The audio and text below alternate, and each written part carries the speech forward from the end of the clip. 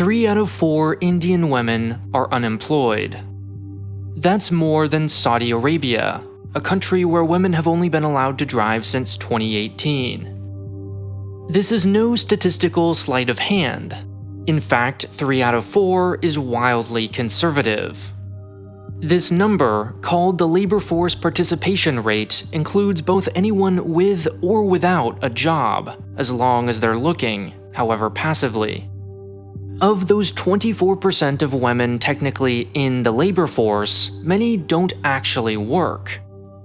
Then there's the question of what counts as employment.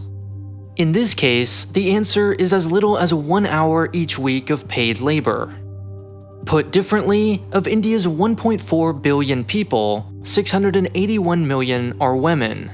509 million of those are at least 15 years old. 122 million officially in the labor force, and a tiny 38 million, 8.8% according to one Indian think tank, meaningfully employed. In a country of 1.4 billion, in other words, just 38 million women have jobs.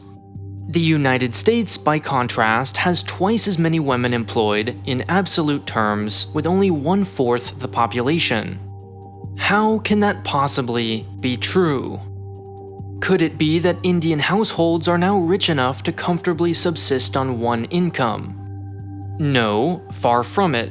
The country's per capita GDP is less than $2,400, just 1/5 the world average and where China was about 20 years ago. Is it because women lack access to education? According to the World Bank, better educated women are more likely to participate in the formal labor market. Again, no. Strangely, in India, educated women are less likely to find employment. College enrollment has soared since the turn of the century, yet women's participation in the labor force has actually been on a steady decline until very recently. Perhaps it's precisely because women are in school, studying rather than working. Nope, it's not that either, since older women are also missing from the labor force. Finally, could it be an issue of personal safety or cultural expectations? Certainly, this is a major piece of the puzzle. India is one of the world's most dangerous countries for women. Just getting to and from work safely presents a not insignificant challenge. Meanwhile, 99% of Indian women eventually get married. 90% of those marriages are arranged, and women are expected to do nearly all of the housework. An extraordinary 6% of men report doing any cooking whatsoever, and only 8% do at least some cleaning. More of women's time spent cooking and cleaning is less time for paid labor. Case closed. Except, hang on, take a look at India's neighbor on 3 sides, Bangladesh. The two countries rank nearly identically on the Women's Peace and Security Index. That is, very poorly. They share many of the same cultural norms, practices, and beliefs. And yet, women in Bangladesh work at a much higher rate. Clearly, there's much more to this story. What's really going on? The answer lies in this graph. But first, a brief aside. In India, like many countries, a family's honor depends on the purity of its daughters. Any time spent outside the home, for example at work, exposes women to accusations of promiscuity, tarnishing her family's honor. Parents, therefore, strongly pressure their daughters to stay home. Of course, working also has its benefits. Children are expected to contribute financially. This presents a trade-off between income and honor. And since honor is more or less a constant, the important variable here are wages. For any given family, is the extra money generated by allowing your daughter to work worth the damage to your reputation, and by extension, her marriage prospects?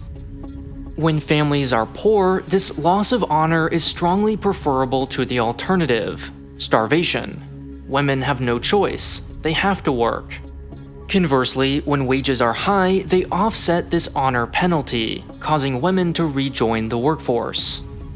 India, as a country, is stuck at the bottom of this U-curve, what Dr. Alice Evans of King's College London calls the patrilineal trap.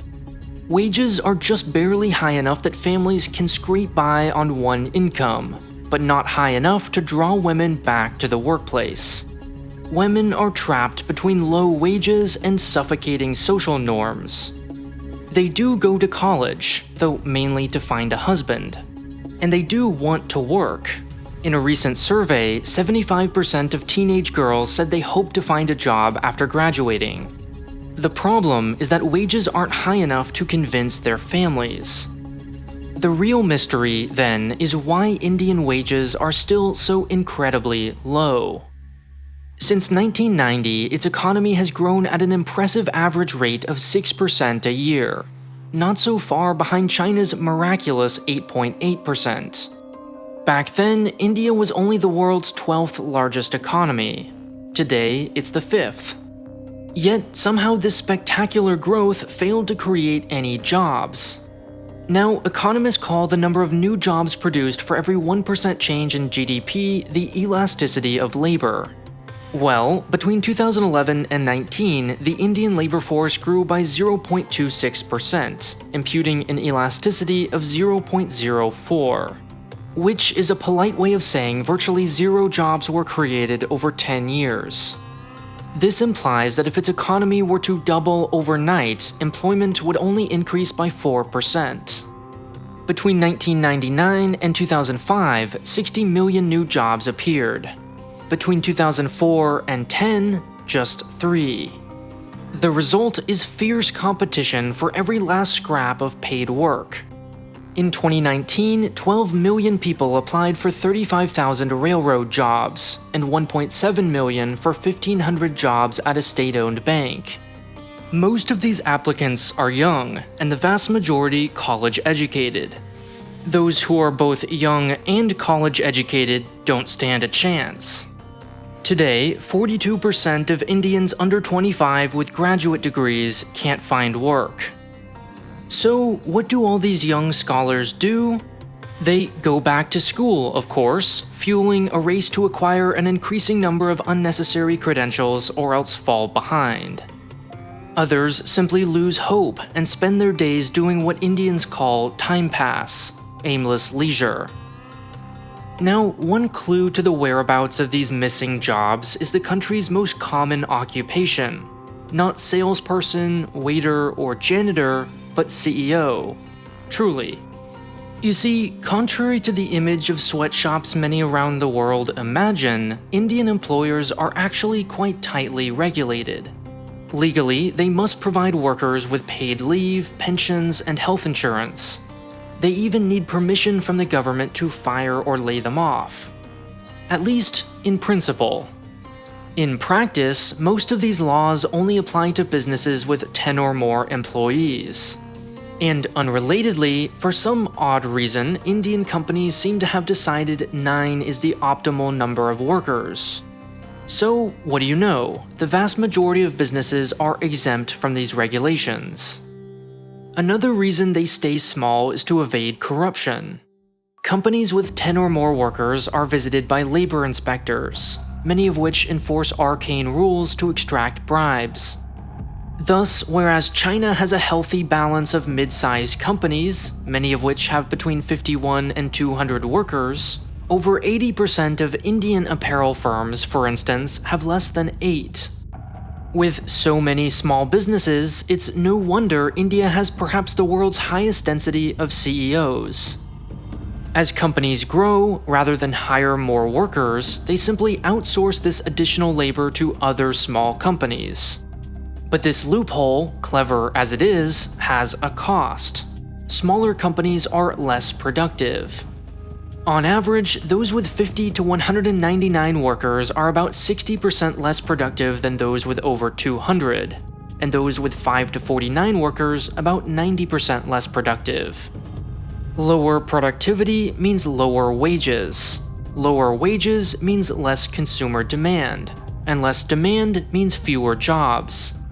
Not just fewer, but also lower quality. Only 21% of Indian workers earn regular wages. Of them, 46% don't receive any paid leave, 53% don't receive social security, and nearly 60% have no written contract at all. This flexibility, as employers call it, is stressful and unpredictable during the best of times. When things are anything less than peachy, these informal jobs become downright catastrophic. Like, say, during a global pandemic. In 2020, the Prime Minister declared what began as a 3-week national lockdown, which immediately put 100 million Indians out of work, who fled en masse to the countryside, the only place they could go. By December of that year, 75 million people had been plunged below the poverty line of $2 a day, according to Pew Research. But there's another, bigger, structural reason why India has so few jobs. Of the countries that successfully escaped poverty in the last 100 years, almost all have pursued the same tried-and-true development recipe.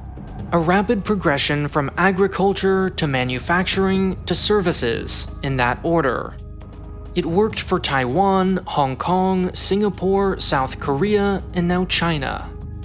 India, on the other hand, seems to have somehow missed this memo.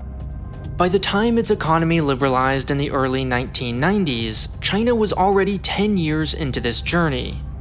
And having started so late, Indian factories couldn't compete with their Chinese competitors. So they largely gave up. Instead, India skipped straight from agriculture to services, leaving out that very critical middle step in the recipe, manufacturing.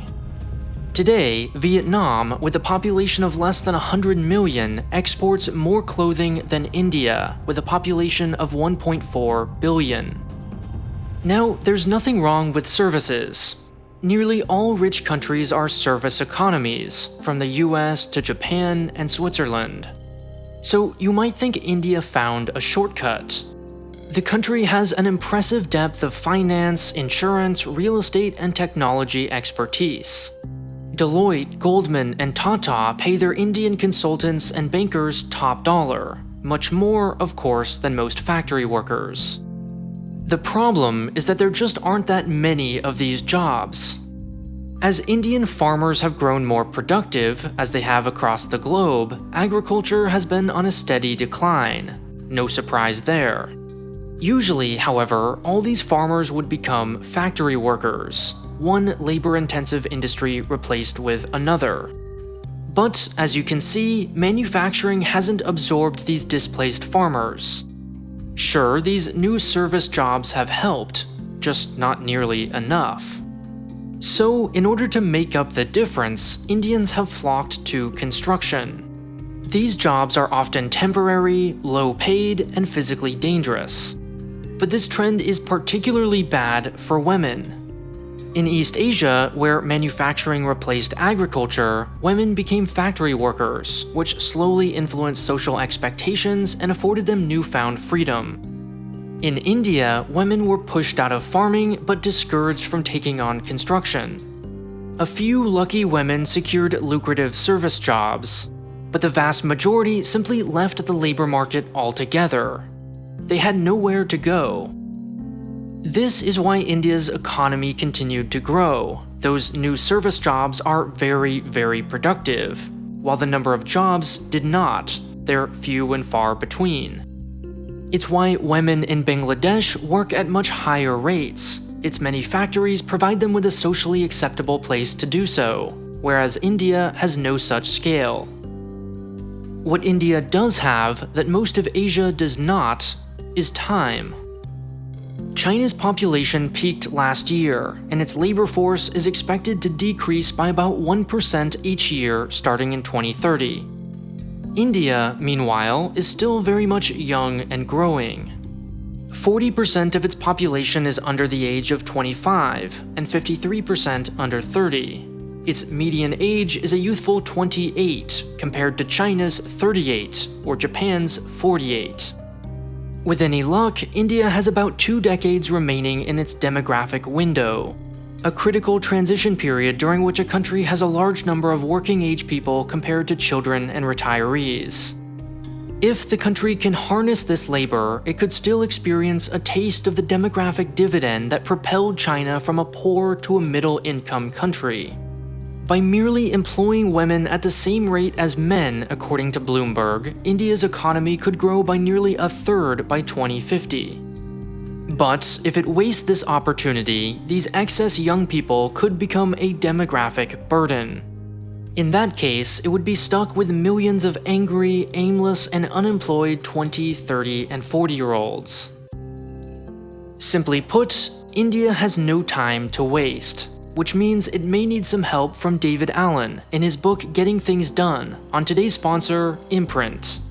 In it, for example, I learned the 5 stages of being productive and when to put something on my to-do list versus calendar. These days, no one can keep up with the endless stream of new books, movies, and knowledge, never mind catch up on all of history. But Imprint condenses these lessons into bite-sized visual and interactive lessons, not unlike these videos, making you more widely read and culturally aware in less time. Instead of scrolling mindlessly through Instagram, wouldn't you rather check out those classic works you've always heard about but never had time to sit down and read? Like Guns, Germs, and Steel, or Malcolm Gladwell's Outliers? In addition to book summaries, Imprint also has lessons on current events, like Russia's war in Ukraine, and interactive explanations, for example, of history's great philosophical thinkers. To start learning today, click the link on screen or in the description for a free 7-day trial. The first 200 to click that link will also get 20% off an annual premium subscription.